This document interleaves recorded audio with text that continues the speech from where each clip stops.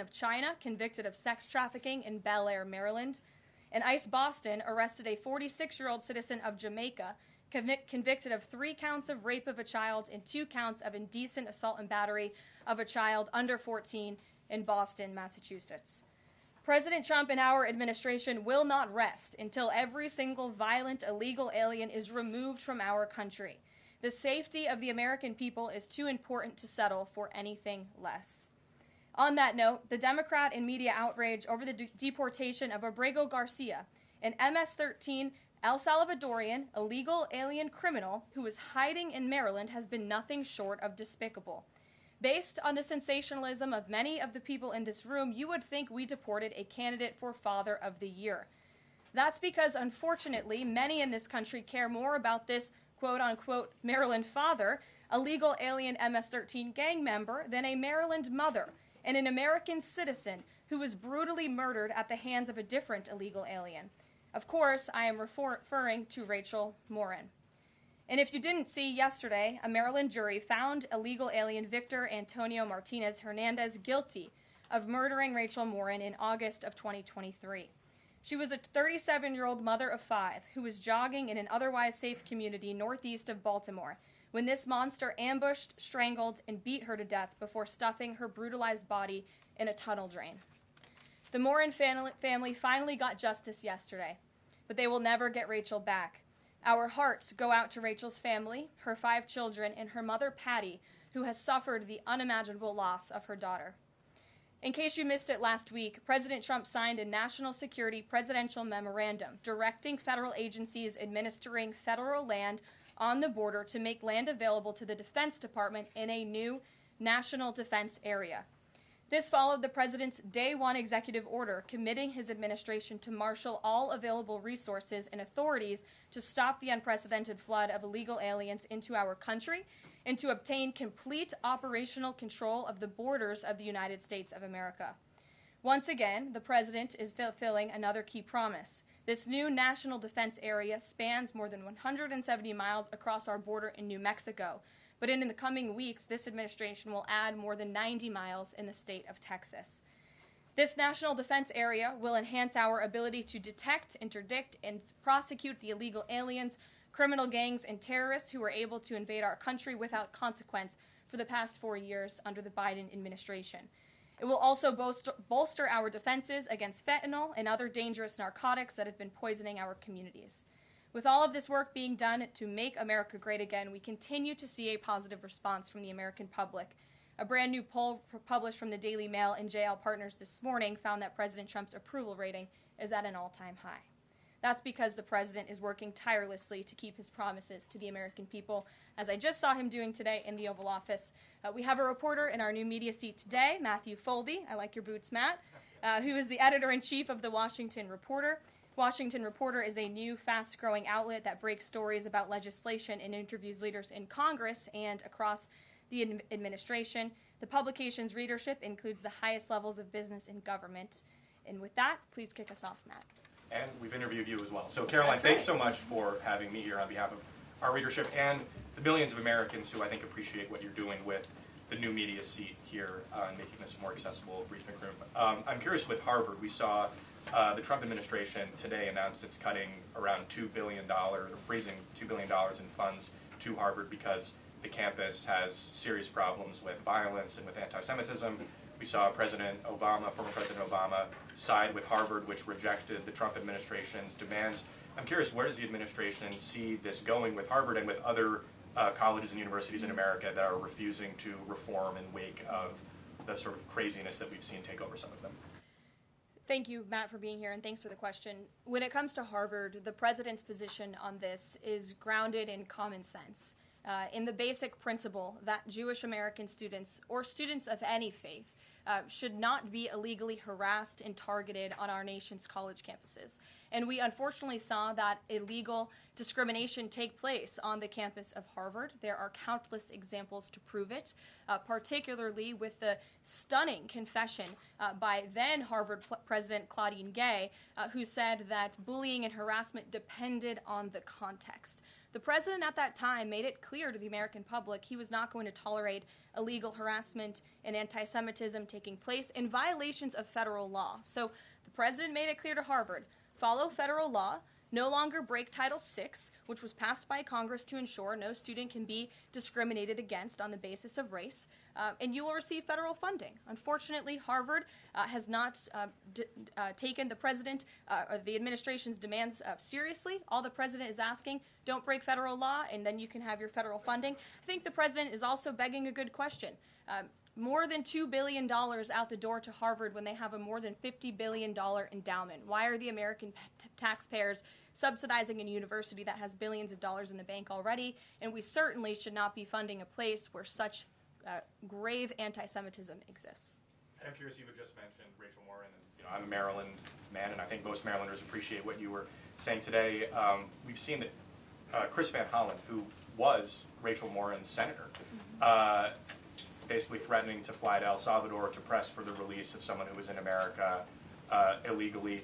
And not as much sort of from him about Rachel Morin's horrific murder and the verdict that was, I think, rightly reached yesterday.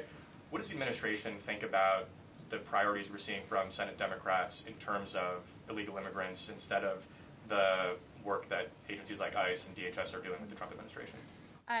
It's mind-boggling, the priorities of the modern-day Democrat Party. I think it's atrocious that you have Democrats in Congress on Capitol Hill who swear an oath to protect their constituents and to serve them in Washington, D.C., spending more time defending illegal immigrant gang members than their own constituents and law-abiding American citizens like Rachel Morin.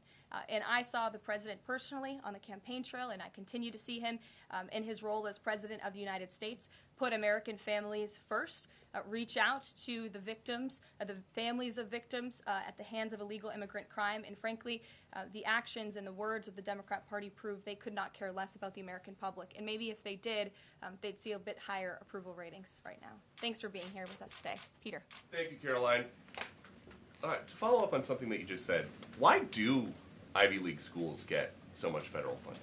It's a very good question, and it's a question the president has obviously raised in his discussions and negotiations with not just Harvard, but also Columbia and many other Ivy League institutions. We have the Anti-Semitism Task Force, which the president promised and delivered on. The Anti-Semitism Task Forces across the government, representatives from various federal agencies who meet on a weekly basis to discuss the question that you just raised. And I think a lot of Americans are wondering why their tax dollars are going to these universities when they are not only indoctrinating our nation's students, but also allowing such egregious illegal behavior to occur.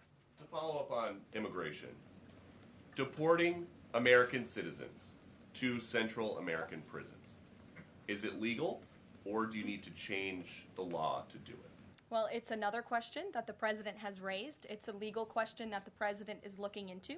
And he talked about this yesterday with his meeting with President Bukele in the Oval Office.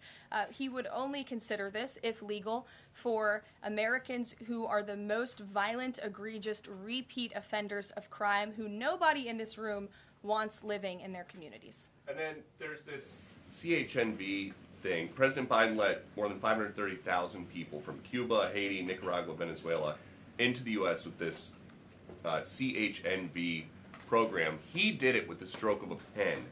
And now a judge will not let President Trump undo it with the stroke of a pen. So are you guys going to give all 530,000 plus people individual deportation hearings, or are you just going to try to deport them?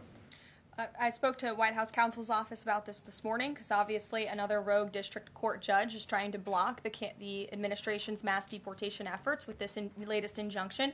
We will fight this in the court of law, and we will ensure that every individual who illegally entered our country and was really taken advantage of by the previous administration because they abused the parole system in this country to fast-track legal status, as they said, for these illegal immigrants. And they completely abused our legal system. Many of these paroled individuals were then given temporary protective status, which the intention of that, TPS, was only supposed to be used in times of war or storm or destruction in the home countries of these migrants. It was completely abused.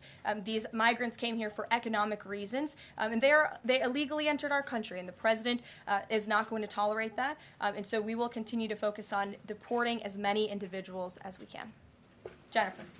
One on tariffs and one on Russia. Can you give us any sort of an update on which deals are in hand or are close? Which countries are reaching a deal on tariffs? And then on Russia, can you give us an update on what the agreement was with Russia? The president yesterday said that he thinks we'll be seeing some very good deals very soon. Can you talk a little bit about what Russia agreed to? Sure. I don't want to get ahead of our United States Trade Ambassador and Secretary of Commerce, the Secretary of Treasury, all the great individuals who are working incredibly hard to cut these good trade deals. And the president's deeply involved in this as well. He has made it clear to his trade team he wants to personally sign off on all of these deals too. And so I don't want to get ahead of them on announcements. But obviously, as you've heard from numerous administration officials, there have been many talks with countries. We've had more than 15 deals, pieces of paper put on the table, proposals that are actively being considered, and as we've said consistently, more than 75 countries have reached out. So there's a lot of work to do. We very much understand that, but we do believe that we can announce some deals very soon. And then on Russia, can you say, did Russia agree to anything with Special Envoy Steve Witkoff? I don't want to get ahead of those negotiations as well. What I can tell you is that they were a productive conversation was had.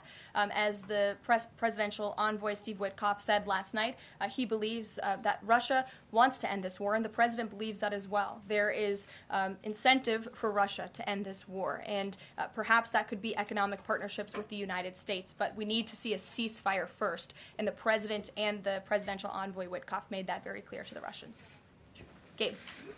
Thank you, Caroline. And Yeah. I also want to thank your press office for releasing that information that you cited up there regarding the ICE arrests over the last couple of days. And I have them right here, but what I might ask is, why not release the same information for those who were deported to El Salvador? Well, first of all, that information was released by the Department of Homeland Security. The individuals on the flights to El Salvador are foreign terrorists, and those are counterterrorism operations. They are much different than the arrests and final order of removals that you see on a day-to-day basis that law enforcement agents are conducting around the country. That information was not, to that detail, was not released by DHS, though. I just told you the reason. It was a counterterrorism operation, a deportation of foreign terrorists, not illegal criminals who have been convicted of heinous crimes living in our American communities. It's two different things. Foreign terrorist, illegal immigrant criminal, two different things, two different definitions. You should look them up. Christian, go ahead. Yeah, thanks, Caroline. Does the president support raising the corporate tax rate to pay for all these other tax cuts he wants to see move through Congress? Look, I've seen this idea proposed. I've heard this idea discussed, but I don't believe the president has made a determination on whether he supports it or not. And then secondly, do you have any information on the status of Eden Alexander? Hamas says they lost contact with the unit guarding him following an Israeli airstrike earlier today. I don't have updates. I have not seen that report, but I can certainly check in with our National Security Council. I have spoken to the president about Eden Alexander, and he's made it very clear to our national security team that finding him is a priority, but unfortunately I don't have any updates to share. But it's a very important matter, and certainly we can check in. Sure. Hi. How Hi. concerned is the president that a federal judge could hold a Trump administration official in contempt of court for defying deportation orders? We are complying with all court orders. So I see what you're trying to do there with that question, but we're very confident that every action taken by this administration is within the confines of the law, and we continue to comply with the court's orders. And you have seen that, and the president made that clear yesterday in the Oval Office with President Bukele. Sure. Thanks, Caroline. Could you, just going back to El Salvador, could you just explain to us a little bit more about the legal basis on which you may be able to send U.S. citizens to prison there? I know you said that President Trump is looking at it, but can you explain to us a little bit more about how that might be possible? We're looking at it, and when I have more for you to share, I certainly will. Sure. Still going off the El Salvador questions, yesterday in the Oval Office, administration officials made it very clear that El Salvador is responsible for Mr. Obrego Garcia, yet El Salvador's president said we're not going to do anything with him. So my question is, who is responsible for this man and where he's going to end up? Well, no. First of all, President Bukele said that he is not going to smuggle a foreign terrorist back into the United States of America, as many in this room in the Democrat Party seemingly want him to do.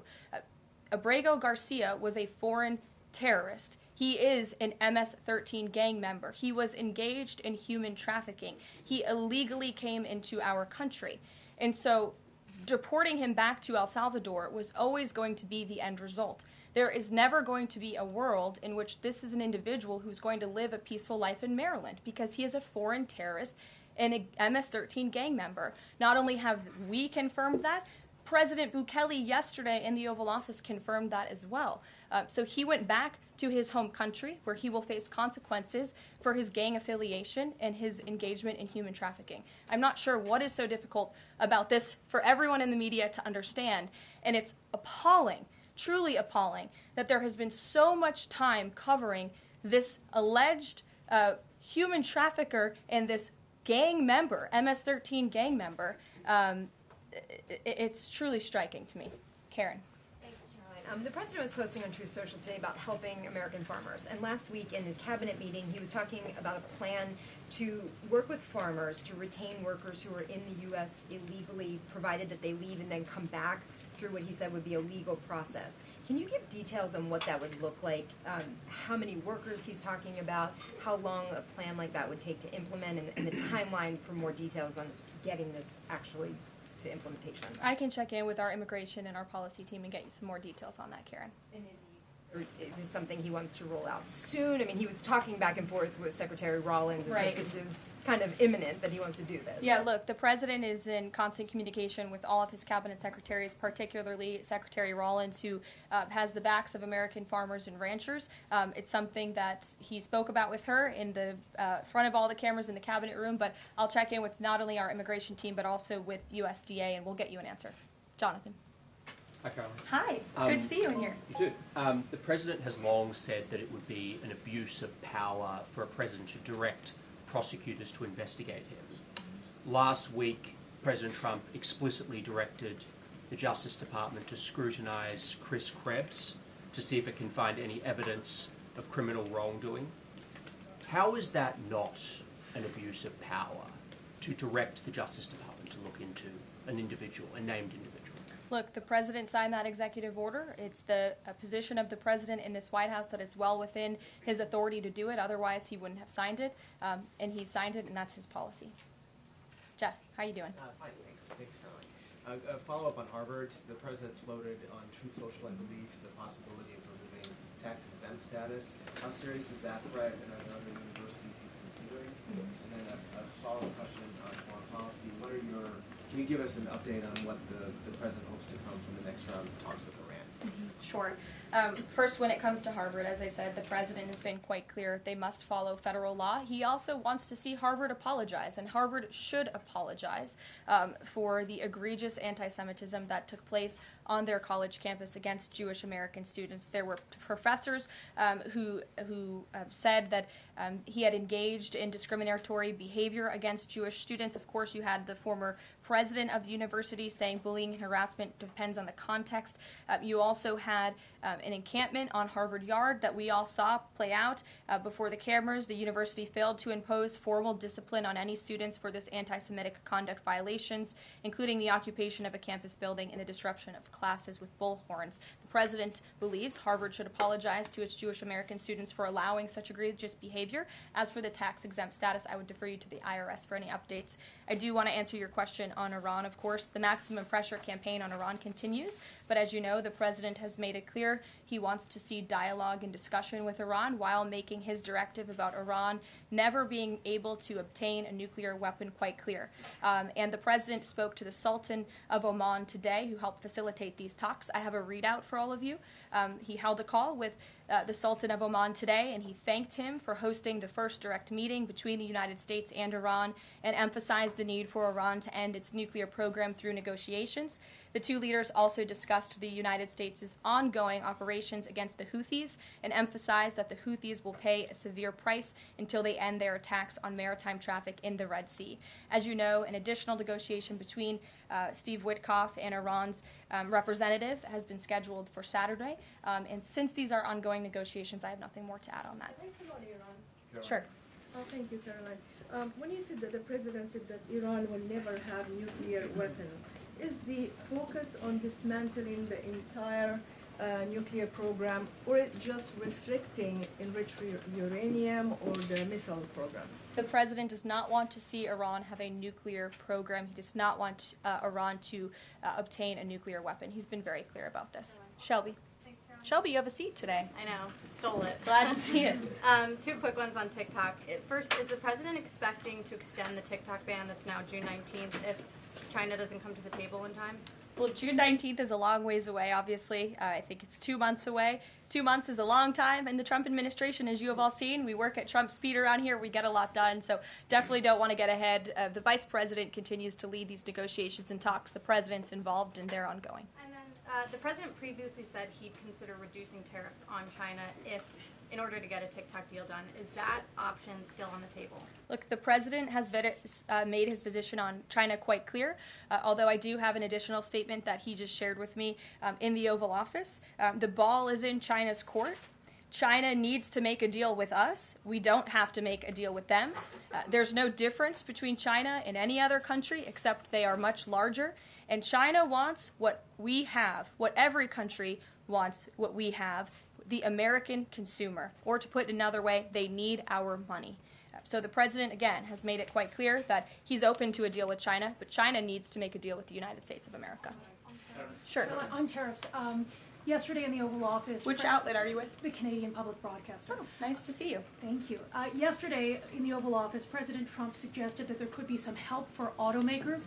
I'm wondering what that looks like. Is it tariff relief on the 25% tariffs that are in place right now, or the new tariffs that are coming up in May on auto parts? And a second on Canada, if I may.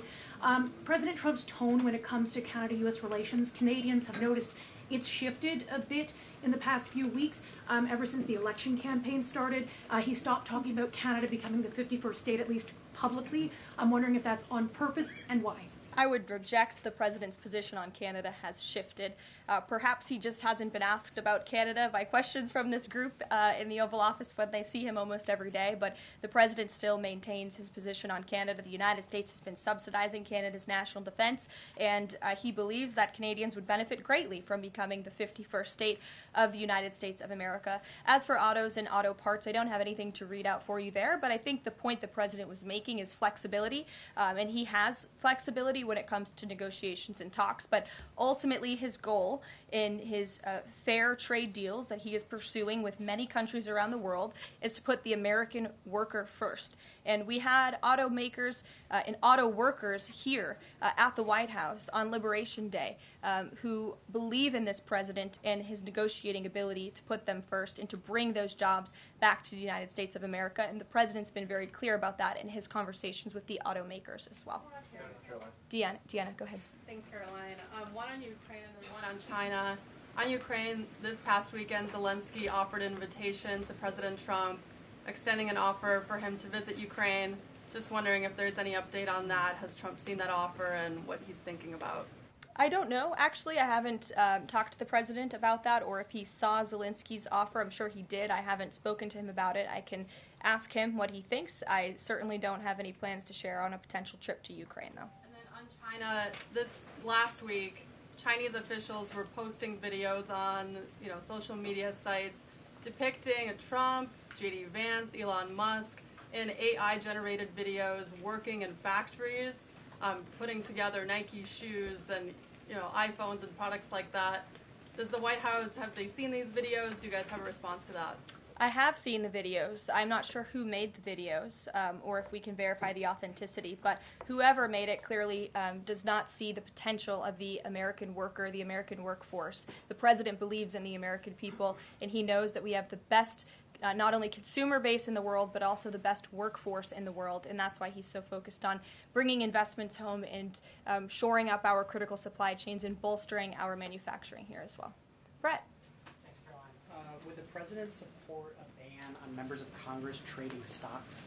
I'm certain that's something the president would be interested in looking at, and I can ask him if he would support such a bill. Sure. Yes. I have a question about the president's posting this morning on farmers. He asked farmers to be patient and just hold on. But a lot of farmers that I've talked to in the last week or so have said, they're in the middle of spring planting season, and that a trade war makes everything sort of up in the air. What would his message to them be? And also, is there anything specifically planned to provide relief like in President Trump's last term? Yes, well, relief is being considered. The Secretary of Agriculture, I know, has spoken to the president about that, and again, it's being considered. And as for the president's message to the farmers, he put it out himself. He could speak for himself much better than I can speak for him, and so I would just direct you to the statement he had telling the farmers again and reiterating his support for them and that he has their backs, which he certainly does. Kelly, in the back. Thanks, Caroline. Two questions. The first one, a Georgia man was just arrested over alleged threats to kill Director of National Intelligence Tulsi Gabbard. Reportedly, there is now increased security around the FBI Deputy Director. Can you talk about the level of threats against various administration officials? And then a second one on Biden. I'm sorry to hear that. I had not seen that report. It's very unfortunately, and obviously the White House, the president, and the entire administration condemn any threats of violence against any administration officials or public officials on both sides of the aisle here in Washington, D.C. It shouldn't be tolerated, and we commend the local law enforcement agencies for arresting this individual. Former President Biden, he's set to deliver his first major speech since leaving office tonight. He plans to talk about what I'm told will be Social Security under the current administration, closing of offices, longer wait times, harder for seniors and people with disabilities to access earned benefits, is what Democrats have been saying today. I wanted to get the president's response, or if he plans to respond to this, and comments on what Democrats are calling cuts to Social Security. My first reaction when seeing former President Biden was speaking tonight was I'm shocked that he is speaking at nighttime. I thought his bedtime was much earlier than his speech tonight. I understand the topic of his speech will be Social Security. Let me make it very clear ahead of former President Biden's remarks. President Trump, is absolutely certain about protecting Social Security benefits for law-abiding, tax-paying American citizens and seniors who have paid into this program. He will always protect that program. He campaigned on it, he protected it in his first term, and he's back again to continue protecting it. On the topic of Social Security, I have some news before I let you all go. Later this afternoon, the president will be signing a presidential memorandum aimed at stopping illegal aliens and other ineligible people from obtaining Social Security Act benefits. The memorandum will direct the administration to ensure ineligible aliens are not receiving funds from the Social Security Act programs. It will expand the Social Security Administration's fraud prosecutor program to at least 50 U.S. attorney offices and establishes a Medicare and Medicaid fraud prosecution program in 15 U.S. attorney offices. The memorandum will also require the Social Security Administration Inspector General to investigate earning reports for individuals aged 100 or older with mismatched Social Security records to combat identity theft.